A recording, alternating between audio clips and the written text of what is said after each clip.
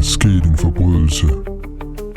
Efterforskerne ankommer til gerningsstedet og prøver at danne sig et overblik. Her er der sket et mord kl. 12.35. Vi har fundet 5 forskellige spor. Liget blev slæbet væk, tror vi. Den her crocs er nok blevet brugt som et våben. Det kan man se på alt blodet, der ligger rundt om. Der har brugt crocs, så er det en fra Jylland. Vi har fundet en til krok derovre. En croc mere. Det er højst Det er sandsynligt et par. Ved man, hvem liget er? Hvem er den afdøde? Nej, det ved vi ikke. Det ved vi ikke endnu. Nej. Okay. Men Da vedkommende, var det en mand? ja, Han havde ikke nogen hat på, kan jeg se. Han er ret skaldet. Solbrillerne, de lå der også bare. ja, solbrillerne tænker vi er den afdødes. Ja. Og så ligger der en mystisk genstand her. Det ligner en pung. Hov, du må ikke røre den. Jo. Jeg må godt. Jeg er detektiv. What? Der er mange penge i. Ægte guld. Okay. Der er en jojo. Det er jojo-morderen igen. Han slår til igen. Men denne gang har han tabt sin jojo. En vild, det er jo en professionel jojo. Ja, Det kan man se.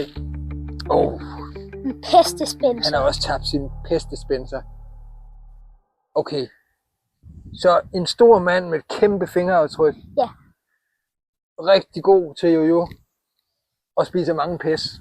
Ja, det er sådan set det, vi ved. Det er det, vi ved indtil videre. Jamen, vi skal jo lige have fundet, hvem de her fingeraftryk hører til. Okay.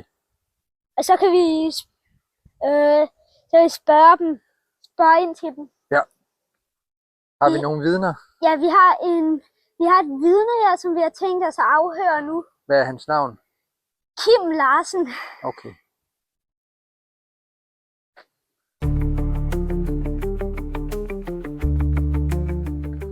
Kim, hvor var du kl. 12.33 i dag? Jeg var ude og gå en tur. Ude på fortorvet. Ude foran en andens hus, som jeg ikke kender og ikke ved, hvem er.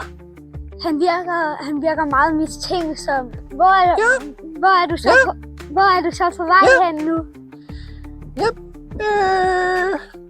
Jeg skulle ned for at handle smør. Smør? Ja, hvilken butik? Sådan en smørbutik. Smørbutik? Kan du huske adressen på den smørbutik? Den er på Smørblomstvej. Det lyder altså lige skørt. Smørblomstvej. Det tror jeg lige, vi skal undersøge lidt mere. Hvilken størrelse bruger du i sko? Jeg bruger størrelse Lars. Nå, simpelthen. Jeg tror altså ikke, der er nogen størrelse, der hedder størrelse Lars. Han er meget mistænksom. Du har vel muligvis ikke nogen jojo? Eller Jojo. kender Jamen, jeg elsker jojo. Hå? Men nej, jeg kender ikke noget til det der jojo. Men har du set en jojo, der ligger et sted? Ja. Ja.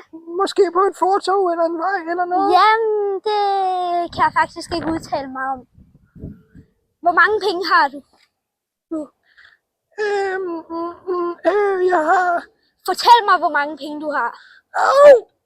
For dem, jeg har kun 100 kroner, måske 110. 110 kroner. Det er vel tilfældigvis ikke Anneby kroner, ligesom i den punkt, der ligger derovre. Nej, det er fra Gåserød. Nu skal vi tage Kims fingeraftryk.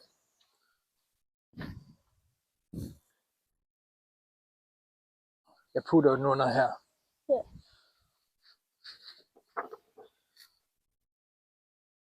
Vi ser, om det matcher med det, der er derude. Okay, fingeraftrykket matcher med det, der blev fundet på jojoen. Hvor mange procent match er der? 95%. Det er okay.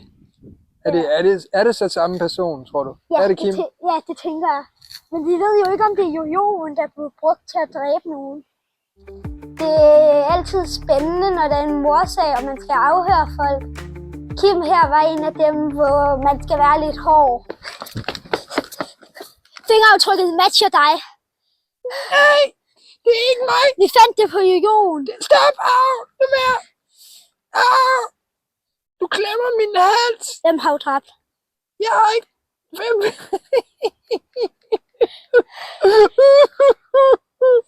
Jeg har ikke dræbt nogen.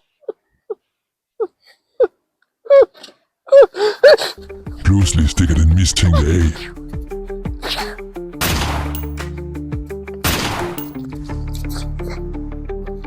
Hold ham. Ja, Sådan. Læg ham ned. nu bliver jeg jo her. Hej! Hej!